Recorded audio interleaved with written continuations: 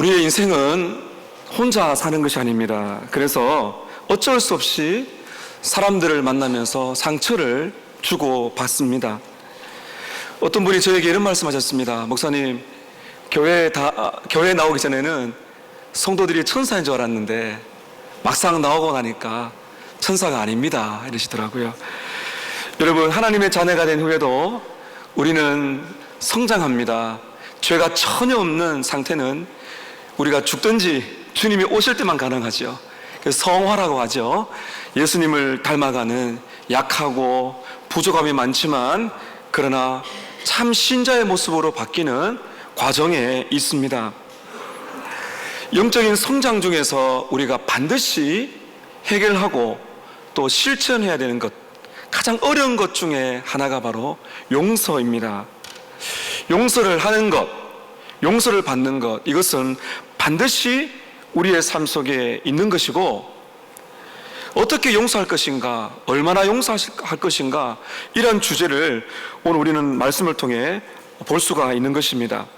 여러분, 오늘 말씀 21절에 이렇게 시작하죠. 그때에 베드로가 나와 이르되 주여, 형제가 내게 죄를 범하면 몇 번이나 용서하면 되겠습니까? 형제라는 것은 바로 교회 공동체를 말하는 것입니다.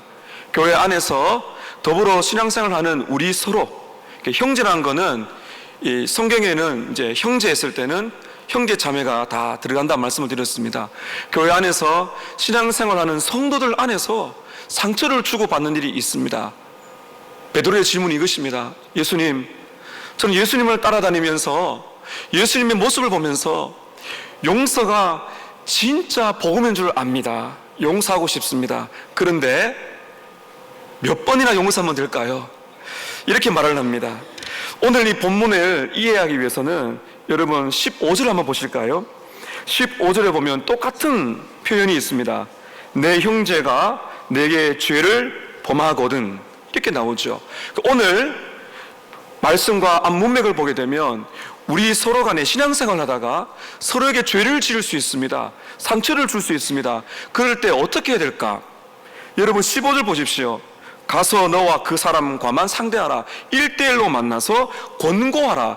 권고라는 것은 그 사람의 잘못을 알려주라는 것입니다. 사랑하는 마음으로 잘못을 말해주고 권고하게 될 때 무엇을 기대합니까? 잘못을 인정하는 것이죠. 만일 들으면은 내가 내 형제를 얻은 것이다. 그러나 16절 보십시오. 듣지 않는다면, 회개하지 않는다면, 용서를 구하지 않는다면 한두 사람을 더 데리고 가라. 증인을 삼으라는 것이죠. 신실한 일꾼들을 데리고 가서 다시 한 번 더 권고해보라. 고면하여 잘못을 깨닫게 해주라. 그런데도 듣지 않는다면 17절에 보세요. 그래도 듣지 않는다면 교회에 말하라. 공동체 전체에게 말을 해서 교회의 이름으로 권고해라. 그래도 듣지 않는다면 17절 하반절에 보면 이방인과 세리처럼 여기라. 굉장히 두려운 말씀입니다. 그래도 안 되면은 불신자처럼 여겨라. 이 말씀은 오늘날에는 잘 실행되고 있지 않는 우리 개혁주의의 중요한 전통인 권징입니다. 분명한 죄를 지었음에도 불구하고, 다른 성도에게 아픔을 주었음에도 불구하고 인정하지 않고 회개치 않을 때, 공동체 안에서 심각한 일이 일어날 때, 공고를 듣지 않을 때는 그렇게 하라는 거예요. 그러나 그렇게 할 때는 마치 무엇을 잘라내는 것처럼 하지 않고 희망을 가지는 것이죠. 돌아오기를 희망을 가지는 것입니다. 그리고 19절 20절을 보게 되면 두세 사람이 내 이름으로 모여 기도하라 그럽니다. 많은 기도를 통해서 이러한 서로에게 상처를 주고받는 일을 해결하라고 말을 합니다. 자, 21절에 그때라고 말하고 있어요. 무슨 말인가 하면은 죄를 지었습니다. 회개를 한다면 어떻게 할까 하는 것입니다. 여러분, 우리 부모님들 한번 보십시오. 자녀가 죄를 지었습니다. 용서해 주십시오 말하면 어떻게 해야 될까요? 부모는요, 용서하시겠죠. 그런데 똑같은 죄를 또 지으면 어떻게 할까요? 용서를 구할 때 어떻게 해야 될까요? 용서하시겠죠. 중요한 질문입니다. 몇 번을 용서하면 될까요? 네, 이제 좀 문제가 좀 복잡해집니다. 오늘 베드로가 물은 것은 이것입니다. 나에게 죄를 지은 사람이 있는데 그 사람을 찾아갔습니다. 우리가 읽었던 바로 앞에 그 권면을 듣지 않는 것이 아니라 권면을 듣고 회개한 사람이 있다고 가정하는 것이죠. 용서했어요. 근데 그 사람이 똑같은 죄를 지었어요. 또 회개합니다. 또 용서합니다. 이런 일이 반복이 됩니다. 몇 번이나 용서를 해야 될까요? 여러분 21절 보십시오. 주의 형제가 내게 죄를 범하면, 이런 일이 내포된 것입니다. 죄를 범하고 회개한다면, 이렇게 우리는 문맥을 볼 수가 있습니다. 회개가 바로 전제가 된다고 볼 수 있는 것이죠. 몇 번이나 용서하면 되겠습니까? 여러분 몇 번이나 용서하면 될까요? 이 질문을 여러분 생각하시면서 말씀을 들으셔야 됩니다. 이 당시 유대인의 랍비들은 3번이 최고다 이랬습니다. 3번은 용서해 주되 4번째는 안 된다, 이렇게 가르친 겁니다. 여러분 지금 베드로는 몇 번을 말합니까? 7번까지 하오리까, 이렇게 21절 하반절에 나옵니다. 베드로는 굉장히 배포가 큰 사람이에요. 여러분 생각해 보십시오. 지금 베드로는 용서하겠다는 것입니다. 반복되는 죄를 짓고 그 사람이 용서를 구할 때 용서해 주겠다는 거예요. 몇 번까지만요? 7번만. 베드로 대단하죠. 여러분 어떠세요? 여러분 용서하기 쉬우십니까? 한두 번은 7번. 대단하죠. 베드로는 나름 최선을 다한 것 같아요. 여러분 예수님께서 어떻게 대답하셨을까요? 그래 베드로야, 7번 대단해, 정말 너는 나의 수제자야, 이렇게 말씀하시면 너무 좋은데, 여러분 22절, 자 여러분 좀 마음의 준비를 하셔야 됩니다.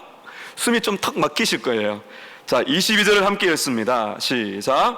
예수께서 이르시되 내게 이르노니 7번뿐 아니라 7번을 70번까지라도 할지니라. 여러분 계산해 보십시다. 7 곱하기 70은 490번이에요 예수님의 말씀 잘 보세요. 베드로야, 7번 부족하고 갑자기 예수님이 비약적으로 뜁니다. 490번까지라도 해라. 그러면 491회 때는 하지 말라는 말일까요? 여러분 성경에서 7은 완전을 의미합니다. 70도 완전입니다. 490번이라는 것은 490번만 용서하는 것이 아니라 어떤 의미일까요? 무제한으로, 무한대로 용서를 베풀라. 반복되는 죄라 할지라도 용서를 구하면, 회개한다면 끝까지 용서를 해줘라. 여러분 다시 한번 돌아보십시다. 한 번, 두 번, 세 번, 네 번 하겠는데 무제한의 용서를 하라니요. 가능할까요? 굉장히 우리의 마음이 지금 무거운 채로 말씀을 봅니다. 여러분 예수님의 말씀은 분명합니다. 490번까지라도, 아니 상징적인 의미는 무제한으로 용서를 베풀라. 아마 이 말씀 들으시면 성경을 많이 묵상하신 분들은 이런 가르침이 올 거예요.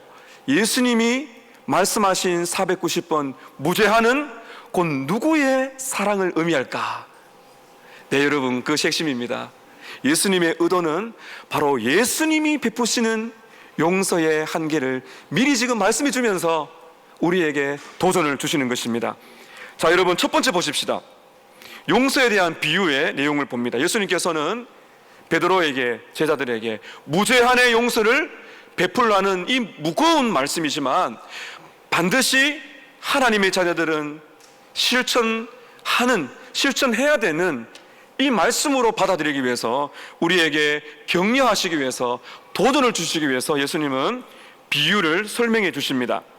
오늘 비유를 보시면 3가지 장면으로 나옵니다. 첫 번째는 한 왕이 나오는데 왕이 결산을 합니다. 이제 빚을 결산할 때가 오는데 종들을 불러놓고 이 왕에게 빚진 자들을 모아놓고 결산하는 장면이 나옵니다. 23절을 보십시다. 그러므로 천국은, 그러므로란 말은, 용서란 것은 우리 기독교 하나님의 나라 이 천국에서 아주 중요한 특징 중에 하나라는 것을 강조하는 것입니다. 천국은 그 종들과 결산하려고 모인 어떤 인공과 같으니, 24절 보십시오.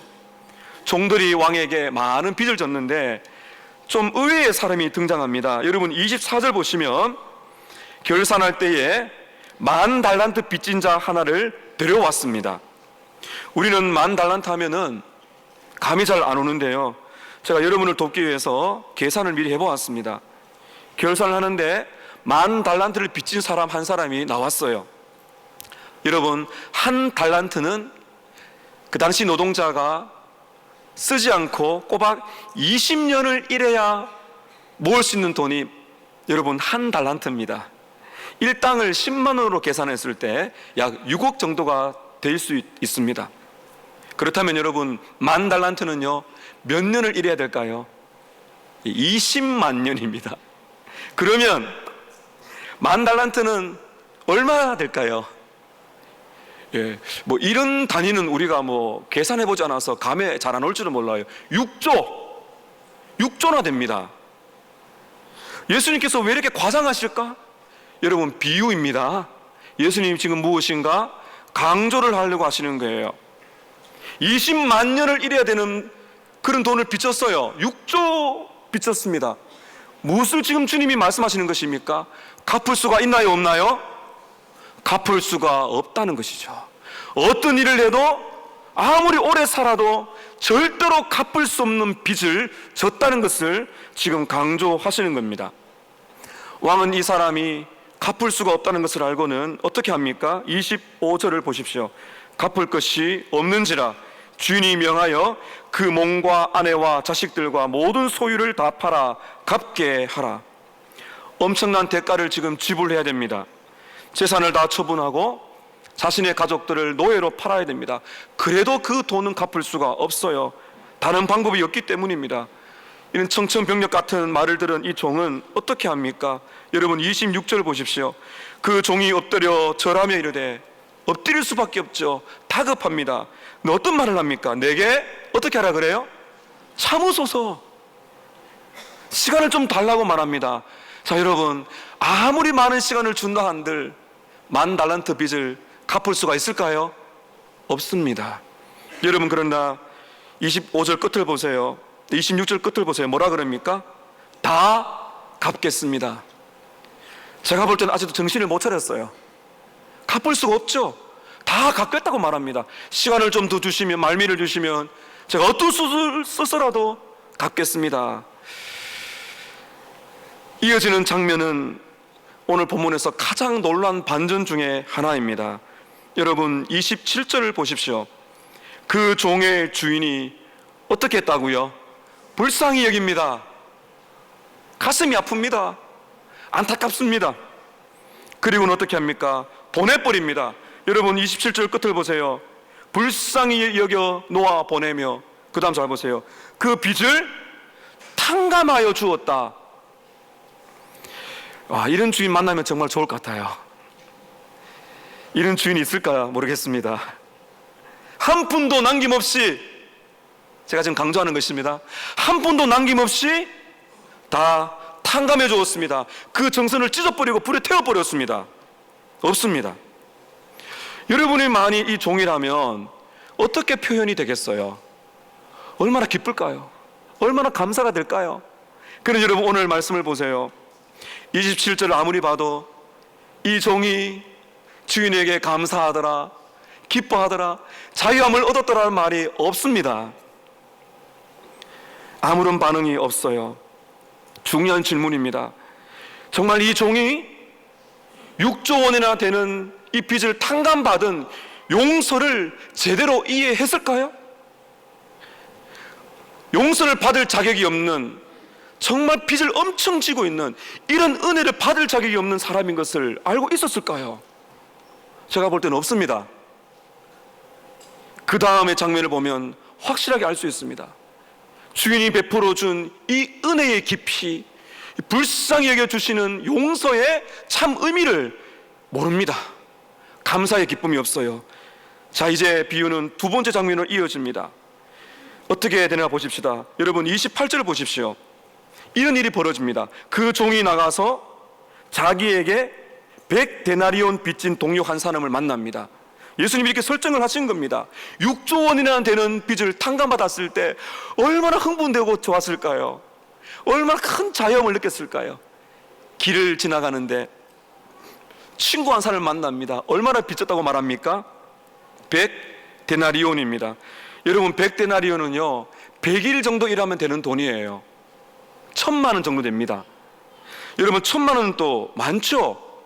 근데 여러분, 이 1,000만 원, 이 100데나리온은 좀 전에 나오는 10,000달란트의 60만 분의 1밖에 안 됩니다. 자, 여러분께서 엄청난 빚을 탕감받았는데 그 탕감받은 비용보다 비교할 수 없는 돈을 빚진 친구를 만났습니다. 여러분이면 어떻게 하시겠어요? 대답을 잘 못하십니다. 어떻게 하시겠어요? 용서해줘야죠. 6조 원을 탕감받았는데, 아니 1,000만 원은 탕감해줘야죠. 여러분, 그런데요, 28절 중반을 보십시오. 100데나리온 빚진 동료 한 사람을 만남에 붙듭니다. 목을 잡습니다. 숨통을 막 틀어댑니다. 뭐라 말합니까? 빚을 갚으라. 내 돈을 갚으라. 여러분, 어떻습니까? 이 종이 정말 용서를 알고 있는 것일까요? 윽박지르는 이 친구의 말에 빚진 동료는 다급한 마음에 여러분 엎드립니다. 여러분 29절 보십시오. 그 동료가 엎드려 간구하여 이르되 나에게 참아주소서 갚으리이다. 어디서 본 장면 같아요? 좀 전에 본인이 했던 그 장면을 친구가 하고 있습니다. 엎드려서 참아달라고, 내가 꼭 갚겠다고 말하고 있습니다. 여러분, 100일만 기다리면, 몇 개월만 기다리면 받을 수 있는 돈인데도 어떻게 합니까? 여러분 보십시오. 30절 잘 보십시오. 허락하지 않았습니다. 이 단어가 굉장히 중요합니다. 거절했다는 것입니다. 의도적으로 거절했다는 것이에요. 듣기 싫다는 거예요. 어떻게 합니까? 이에 가서 그가 빚을 갚도록 감옥에 넣어버립니다. 여러분, 제가 계속 강조합니다. 정말 이 사람은 용서를 경험했을까요? 용서가 뭔지 알고 있을까요? 전혀 변화된 삶이 없습니다. 이제 장면은 세 번째로 넘어갑니다. 이 장면을 본 동료들이 난리가 났습니다. 여러분 31절 보십시오. 그 동료들이 그것을 보고 몹시 딱하게 여겼습니다. 딱하게 여겼다는 것은 너무나 안타까워서 기가 막힌다는 것입니다. 이 장면을 다 쳐다보던 친구들이 너무너무 기가 막히고 가슴이 아파서 왕을 찾아가서 왕에게, 주인에게 이 모든 일을 다 알려줍니다. 32절부터 보게 되면 이 주인의 반응이 나옵니다. 여러분, 주인의 모습을 잘 보세요. 32절에 이에 주인이 그를 불러다가 말하되 악한 종아, 악하죠. 6조 원을 탕감받았는데 1,000만을 탕감해주지 않고 그 친구의 목을 잡고 감옥에 넣어버린 그 종, 악하지요. 내가 빌기에 내가 너의 빚을 전부, 잘 보세요, 32절 끝에 너의 빚을 전부 탕감해 주었다. 그런데 너는 왜 그렇게 못했느냐 하면서 33절에 오늘 말씀의 가장 중요한 핵심적인 구절을 말합니다. 함께 읽습니다. 33절 시작. 내가 너를 불쌍히 여긴 같이 너도 내 동료를 불쌍히 여김이 마땅하지 아니하냐 하고 34절에 보면 주인이 노하여. 여러분, 오늘 본문을 보시면은 주인이 분노한 곳은 여기밖에 없습니다. 1만 달란트를 빚졌을 때 화내지 않았습니다. 갚을 수가 없다는 걸 알았을 때 화내지 않았습니다. 근데 여기에서 지금 화를 내고 있어요. 여러분, 왜 그럴까요? 다시 한번 잘 보십시오. 33절에 내가 너를 불쌍히 여긴 같이 너가 나의 용서를 진짜 알았다라면, 내가 10,000달란트를 용서해 준 그 마음에 불쌍히 여긴다는 것을 네가 진짜 체험했더라면 마땅하지 아니하냐? 무슨 말입니까? 당연히 너도 그렇게 해야 되지 않겠느냐? 여러분, 무슨 말입니까? 주인이 왜 화를 냈습니까? 주인이 화난 이유는 한 가지입니다. 주인이 베풀어 준 긍휼, 불쌍히 여김, 그 은혜를 짓밟아 버린 것이에요. 주인의 불쌍히 여기는 그 마음을 경멸한 것입니다. 그래서 주인이 화가 난 것이에요. 어떻게 그럴 수가 있느냐? 네가 나에게 6조 원을 빚졌을 때 내가 화를 내더냐? 내가 지금 화를 내는 것은 왜 너는 내가 너에게 베푼 그 불타는 긍휼, 용서하고 싶은 그 마음을 왜 잃지 못하고 내가 너에게 베푼 긍휼을 밟아버리느냐? 왜 그렇게 짓밟아버리느냐? 주인이 그렇게 말을 한 것이에요. 여러분, 결국 어떻게 됩니까? 34절 보세요. 주인이 노하여 그 빚을 다 갚도록 그를 옥에 넣습니다. 옥졸은 고문하는 자들입니다. 고문받도록 줍니다. 언제까지요? 빚을 다 갚도록. 여러분, 빚을 다 갚을 수 있을까요, 없을까요? 못 갚죠. 무슨 말입니까? 이것은 영원한 형벌에 처해진다는 상징을 우리에게 주는 것입니다. 오늘 말씀 두 번째입니다. 이 비유에 대한 설명을 여러분께 드리려고 합니다. 오늘 이 비유는 물질의 빚을 갚는 이야기가 아닙니다. 여기 나오는 빚은 영적인 빚을 말하는 겁니다. 여러분, 성경을 보게 되면 이 빚은 죄의 은유입니다. 죄를 상징하는 것입니다. 여러분, 주기도문에 이런 기도가 있죠. 우리가 우리에게 죄 지은 자를 사하여 준 것 같이 우리 죄를 사하여 주옵소서. 여러분, 영어 성경에 계시면 한번 보세요. 그때 주님이 가르쳐주신 기도, 죄를 빚으로 말합니다. Forgive. 빚을 용서한다는, 빚을 탕감한다. 그렇기 때문에 이 비유는 그 당시에 사람들에게는 이것이 죄를 말하는구나 하는 걸 바로 알 수가 있는 것입니다. 여러분, 죄가 무엇입니까? 죄는 갚을 수 없는 빚을 말합니다. 아무리 선한 일을 많이 해도 절대로 갚을 수 없는 그 빚, 그 채무를 바로 죄라고 한다는 것입니다. 아시 스프롤 목사님은 이렇게 말합니다. 우리가 짓는 모든 죄는 하나님의 진노의 금고에 쌓여 있습니다. 만 번의 선한 일을 한다고 해서 만 번의 죄의 빚을 갚겠다고 말하는 것은 참으로 어리석은 생각입니다. 죄의 빚은 너무 커서 아무리 선한 행위도 누더기 옷처럼 변할 것입니다. 여러분, 그렇다면 우리가 지금 보아야 될 중요한 것이 있습니다. 만 달란트의 의미입니다. 자, 비유의 가장 중요한 것은 이 만 달란트의 의미입니다. 만 달란트는 무엇을 말할까요? 잘 들어보십시오.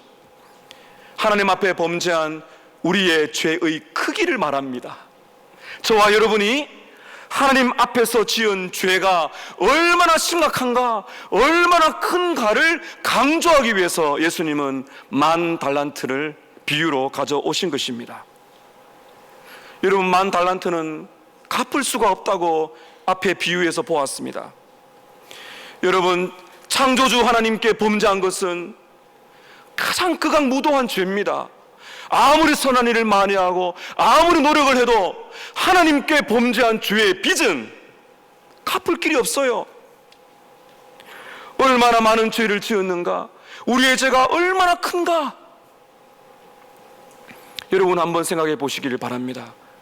여러분, 제가 한번 강조할게요. 오늘 말씀 들으시고 여러분 마음에 딱 새기셔야 됩니다. 1만 달란트, 만 달란트, 우리의 죄 6조 원, 도저히 갚을 수 없는 엄청난 빚, 우리의 죄의 빚, 하나님 앞에 나가서 갚을 길이 없는 하나님께 범죄한 우리의 죄의 빚, 내가 어떤 일을 해도 갚을 수 없는 죄의 크기, 얼마나 많은 죄를 지었는가, 얼마나 큰 죄를 하나님께 지었는가, 그것을 말해주는 것이 바로 만 달란트인 것입니다. 여러분, 또한 이 만 달란트는요, 놀랍게도 은혜의 크기를 말합니다. 우리의 죄는 만 달란트처럼 갚을 길이 없습니다. 근데 여러분, 은혜의 크기는요, 우리의 죄의 크기를 압도합니다. 우리가 어떤 죄를 지었다 할지라도 회개하는 자에게는 그 죄를 뛰어넘는 하나님의 은혜의 폭포수가 쏟아지는 것이에요. 우리 비유에서 왕은 엄청난 희생을 했습니다. 6조 원, 여러분, 말이 6조 원이지 탕감해 주었을 때 왕이 마음이 쓰리지 않았을까요? 엄청나게 희생을 치루었습니다. 하나님께서는 우리가 지은 그 엄청난 죄를 용서하기 위해서 희생을 치르셨습니다. 회개하는 자에게 우리의 모든 죄의 빚을 탕감해 주셨습니다. 그러나 앞에 있는 왕처럼 하나님께서는 엄청난 희생을 치르셨어요. 그것이 무엇입니까? 바로 예수 그리스도께서 죄인을 위하여 십자가에 못 박히신 것입니다. 여러분, 만 달란트는 우리의 죄의 크기를 말하지만 또 만 달란트는 무제한의 엄청난 크기와 셀 수 없는 하나님의 무제한의 무한대의 은혜를 강조하는 것이 바로 만 달란트인 것이에요. 은혜의 크기를 말하는 것입니다. 예수님께서 십자가에 죽게 되셨을 때 우리가 져야 될 모든 죄의 그 짐을 지시고 우리가 갚아야 될 모든 죄의 빚을 예수님이 대신 담당하시고 치르신 거예요. 그래서 예수 그리스도를 믿고 회개하는 자들마다 모든 죄가 용서받는 은혜를 경험하게 되는 것입니다. 여러분, 우리가 봉헌할 때마다 찬양을 부르죠. 216장에 보면 만 가지 은혜를 받았으니. 여러분께 질문을 드릴게요. 여러분, 하루에 몇 번이나 하나님께 죄를 짓습니까? 여러분, 하나님 앞에 얼마나 큰 죄를 짓고 있는지 아십니까? 오늘 이렇게 우리가 예배당에 나와 예배 드릴 때 여러분이 생각나는 죄가 없습니까? 어떻게 그 죄를 가지고 하나님 앞에 나올 수 있습니까? 만 달란트의 은혜, 무제한의 은혜가 우리에게 있기 때문입니다. 그래서 여러분, 골로새서 2장 14절에 보면 사도 바울은 이렇게 말합니다. 우리가 거스리고 불리하게 하는 법조문으로 쓴 증서를 지우시고 제하여 버리사 십자가에 못 박으셨다. 좀 더 여러분 이해하기 위해서 세 번에게 보게 되면 이렇게 말합니다. 하나님께서는 우리에게 불리한 조문들이 우리의 죄의 조목이 적혀있는 빈 문서를 지워버리시고 십자가에 못 박으셨다. 골로새서 2장 14절에는 우리의 죄를 죄의 문서, 빚의 문서로 말하고 있습니다. 여러분, 만 달란트를 잊지 마십시오. 오늘 말씀 마치시고 여러분에게 주어진 만 달란트의 은혜를 누리시기를 바랍니다. 그러나 여러분, 만 달란트라는 죄의 크기를 아셔야 됩니다. 예수님이 십자가에 죽으신 것은 우연히 일어난 사소한 일이 아니에요. 그 하나님의 아들이 죽을 수밖에 없었던 것은 절대진 하나님의 불쌍히 계시는 무한대의 은혜와 사랑인 것입니다. 우리는 받을 자격이 없어요. 이것을 생각하면 여러분, 두 번째, 100데나리온의 의미를 발견하게 됩니다.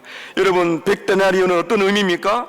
우리 서로에게 지은 죄가 바로 100데나리온입니다. 1000만원. 여러분, 우리 서로에게 상처를 줄 때 아프죠? 막 용서하기 싫을 때가 있어요. 힘듭니다. 그러나 여러분, 만 달란트와 비교한다면, 우리가 어떤 상처를 받아도 만 달란트와 비교한다면 60만 분의 1, 100데나리온. 우리에게 주는 상처, 여러분, 평생 잊지 못하고 아파하는 상처가 있을 수가 있습니다. 그러나 여러분, 우리가 용서받은 죄와 비교해 보세요. 그러면 100데나리온이 보입니다.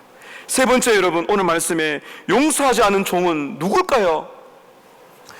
여러분, 이렇게 은혜를 입었는데 친구를 용서하지 않는 종은 누굴까요? 용서를 진짜 경험하지 못한 사람입니다. 회개하지 않은 사람입니다. 참된 신자가 아닙니다. J.C. 라일 목사님은 말합니다.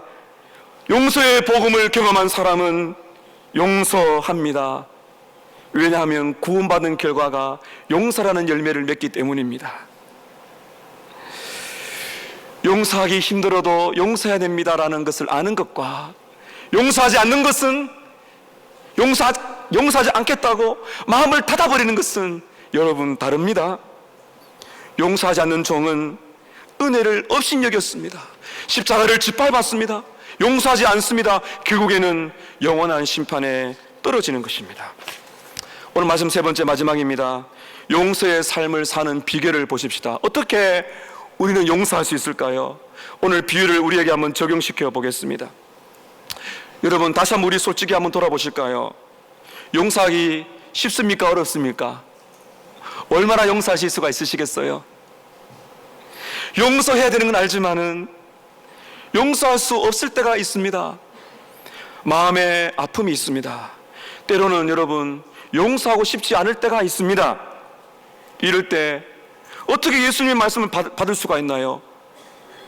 무제한으로 용서하라는 말씀이 어떻게 우리 삶 속에 실현될 수가 있나요? 그럼 예수님이 거짓말장인가요? 용서의 삶, 무제한으로 용서해 줄 수 있는 이 위대한 삶을 살 수 있는 비결 두 가지를 말씀드립니다. 첫 번째입니다. 첫 번째, 한번 따라 하십시다. 하나님이 베푸신 무한대 은혜에 푹 잠기십시오.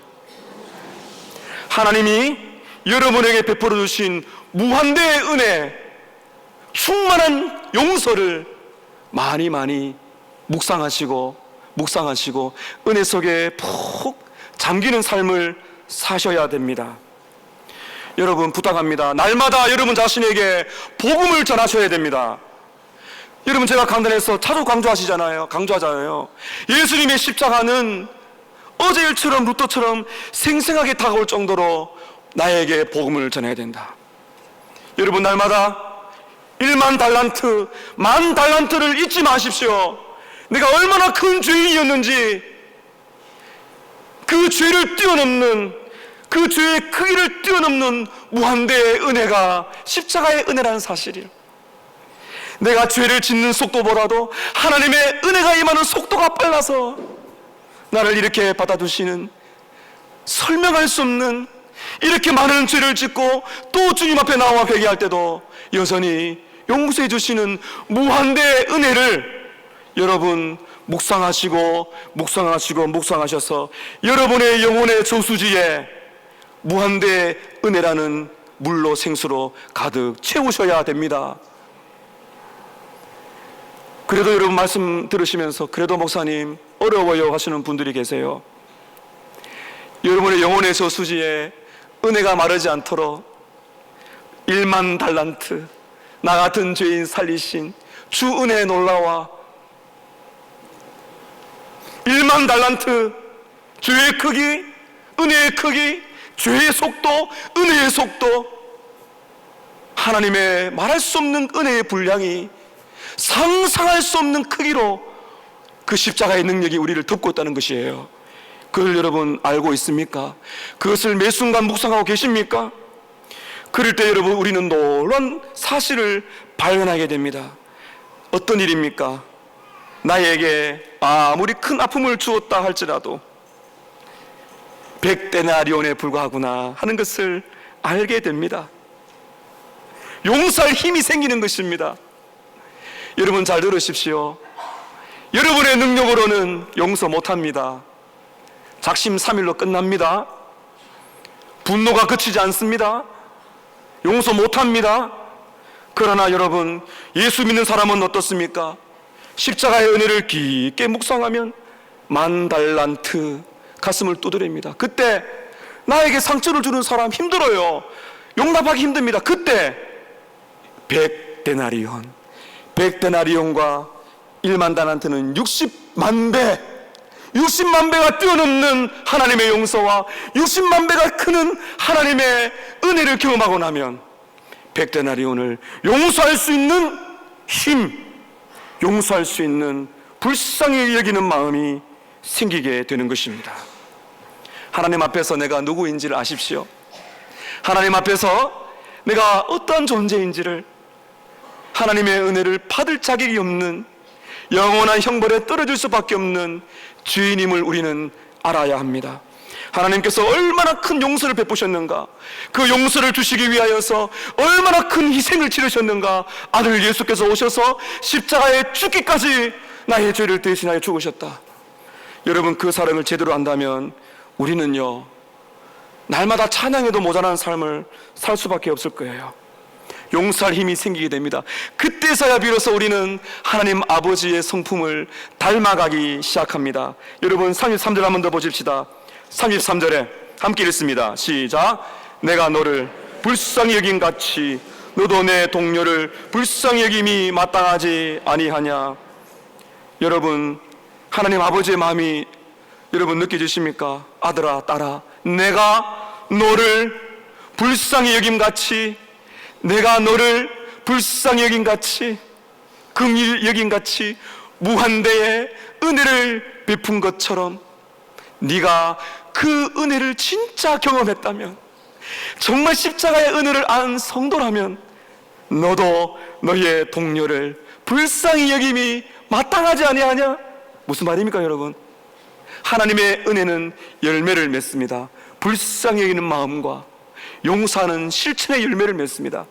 하나님의 은혜를 안 사람, 하나님의 용서를 경험한 진짜 성도는 내가 하나님 앞에 용서를 받았다는 것을 알 수 있는 증거는 무엇일까요? 다른 사람을 용서하는 것입니다. 다른 사람을 용서하지 않으려고 하는 완악함은 어쩌면 하나님의 은혜를, 용서의 은혜를 제대로 경험하지 못한 것입니다. 여러분들은 하나님의 무한한 은혜, 불쌍히 여기심, 용서를 받으셨습니까? 어떻게 증명하시겠습니까? 여러분의 동료를 불쌍히 여기는 마음이 있으십니까? 그렇게 살기를 원하십니까? 용서의 삶을 사는 비결 두 번째입니다. 한번 따라 하십시다. 용서를 진실된 마음으로 실천합시다. 여러분에게 실천하도록 오늘 주님이 격려하십니다. 여러분, 용서가 영어로 뭡니까? forgive입니다. 용서는 어떤 것을 말합니까? give, 주는 것입니다. 내가 줬을 때 받아들이는 대가를 생각하지 않습니다. 하나님은 여러분을 용서하실 때, 여러분 죄송합니다, 이런 표현을 써서, 하나님은 뒤끝이 없습니다. 하나님은 잊어버리세요. 내가 다시는 너가 회개했을 때, 그 회개가 진실했을 때 내가 너의 죄를 다시는 기억하지 않을 것이다. 동해서에서 먼 것처럼 내가 너의 죄를 옮길 것이고 너의 죄를 깊은 바다에 빠뜨릴 것이다. 여러분, 우리는 어떻습니까? 우리는 뒤끝이 너무 많아요. 장부가 있어, 장부가. 그래, 한번 두고 보자. 그 두고 보자라는 장부가 있어요. 용서해줘도 또 기다립니다. 대가를 바랄 수 있어요. 그러나 여러분, 용서를 진실된 마음으로 하셔야 됩니다. 마지막 절 보세요. 35절에 너희가 각각 무엇으로부터? 마음으로부터 형제를 용서하라. 용서는 기부, 주는 것입니다. 대가를 바라지 않습니다. 그래서 용서는 최고의 선물입니다. 매튜 헨리 목사님은 이렇게 말합니다. 형제의 죄를 용서하지 않는 사람은 자신의 죄를 결코 회개한 적이 없는 사람이고 하나님으로부터 참된 용서를 경험하지 못한 사람입니다. 그러나 하나님의 용서를 진짜 경험한 성도는 실천합니다. 용서를 실천합니다. 언제까지? 그것이 거룩한 습관으로 자리 잡을 때까지. 사랑하는 성도 여러분, 하나님은 우리의 약함을 아십니다. 용서하기 힘들다고 고백하세요. 그러나 은혜를 구하십시오. 힘을 주실 것입니다. 용서하기 시작하면 우리에게는 실천력이 생깁니다. 오늘 말씀 들으시고 용서를 진실된 마음으로 실천하시기를 축복합니다. 여러분, 그래야 복을 받습니다. 그래야 여러분, 내가 살고 상대방이 삽니다. 원래 용서한다는 그 헬라어 원문에 보면 자유롭게 놓아준다는 말이 있어요. 마음의 평안을 주는 것입니다. 놓아주는 것입니다. 여러분, 이렇게 할 때 어떤 복을 받습니까? 이렇게 할 때 여러분, 우리는 비로소 매일매일 십자가의 은혜와 용서의 기쁨을 더 많이 누리게 된다는 것입니다. 여러분, 35절 마지막 절입니다. 함께 읽겠습니다. 시작. 너희가 각각 마음으로부터 형제를 용서하지 아니하면 나의 하늘 아버지께서도 너희에게 이와 같이 하시리라. 여러분, 35절 말씀의 진짜 의미를 보시려면 반대로 보셔야 돼요. 잘 보세요. 너희가 각각 마음으로부터 형제를 용서하면 나의 하늘 아버지께서도 너희에게 이와 같이 용서할 것이다.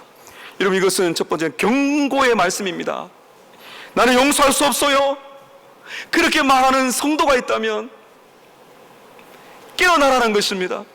이를 꽉 깨물고 나는 절대로 저 사람 용서 못해요 라고 말할 때 하나님 뭐라 그러십니까? 너가 정말 내가 내게 베푼 용서를 경험했느냐? 여러분, 그리고요, 내가 용서하지 아니하면 우리는 어떤 결과를 맞게 될까요? 말씀 잘 보세요. 형제를 용서하지 아니하면 나의 하늘 아버지께서도 너희를 이와 같이 하실 것이다. 여러분, 우리의 시간 예배당에 나왔습니다.